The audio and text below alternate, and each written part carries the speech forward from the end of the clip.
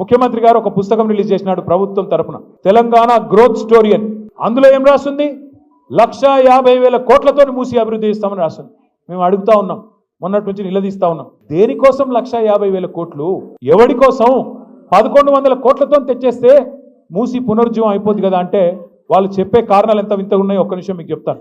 వాళ్ళు ఏమంటారు? మూసి పక్కల 2 పక్కల బఫర్ జోన్ ఉన్నది, బఫర్ జోన్లో ఉన్న వాళ్ళను ఎలగొడతాం, ఖాళీ చేస్తాం. నేను ఇవాళ ఇక్కడికి వచ్చిన మా ఆడబిడ్డలను అన్నదమ్ముల్ని ఒక్కటే మాట ఆలోచించమని కోరుతున్నా.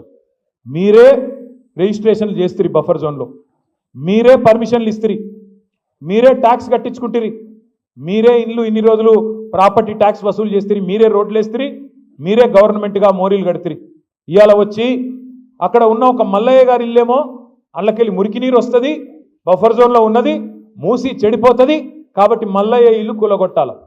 మరి నేను అడుగుతా ఉన్నా ముఖ్యమంత్రి, మల్లయ్య ఇల్లు కూలగొడతావు, మరి రేపు బఫర్ జోన్లో నువ్వే ఒక పెద్ద రియల్ ఎస్టేట్ కంపెనీ వాడికి ఇచ్చి వాడు మాల్ కడతాడు, మల్లయ్య ఇల్లు కూలగొట్టి మాల్ కడతాడు. మల్లయ్య ఇంట్లోకి వెళ్ళేమో మురికి నీరు వస్తుంది, మాల్లోకి వెళ్ళేమో సుగంధం వస్తుందా? మాల్లో కూడా అదే మురికి నీరు కదా వచ్చేది. ఇంకా మల్లయ్య ఇంట్లోకి వెళ్ళి వచ్చిన దానికంటే 1000 రెట్లు ఎక్కువ వస్తుంది. కానీ అది బాగట, ఇది బాగా కాదంట. నేను అందుకే అడుగుతా ఉన్నా, ముఖ్యమంత్రి సమాధానం చెప్పు. బఫర్లో మల్లయ్య ఇల్లు ఉండకూడదు ఎట్లా, మాల్ ఉంటుంది ఎట్లా?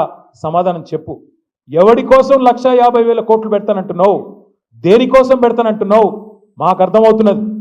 మూసీమే లూటో ఢిల్లీమే బాటో, మూసీలో లూటో ఢిల్లీమే బాటో. ఎందుకు? నీ బాసులు ఢిల్లీలో ఉన్నారు, వాళ్ళ కోపం వస్తే నీ తుమ్మితో ఊడిపోయే ముక్కు నీది, ఎప్పుడు ఊసిపోతుందో తెలియదు. రాహుల్ గాంధీకి మూటలు పంపకపోతే ఆయన ఊకోడు, మళ్ళీ పైన ఇంకా ప్రియాంక గాంధీ గారు ఉన్నారు, ఇంకా చాలా మంది పెద్దలు ఉన్నారు, వాళ్ళకు మూటలు పంపాల్సిందే.